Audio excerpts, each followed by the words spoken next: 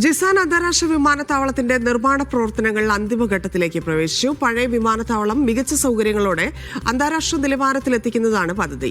നിർമ്മാണം പൂർത്തിയാകുന്നതോടെ കൂടുതൽ വിമാന കമ്പനികൾ സർവീസിനൊരുങ്ങുകയാണ്.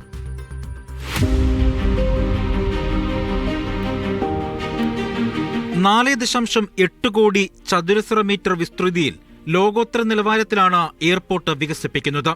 10 വിമാന ബോർഡിംഗ് ബ്രിഡ്ജുകളും 32 ചെക്ക് ഇൻ കൗണ്ടറുകളുമായി ആധുനിക പാസഞ്ചർ ടെർമിനലാണ് സജ്ജീകരിക്കുന്നത്.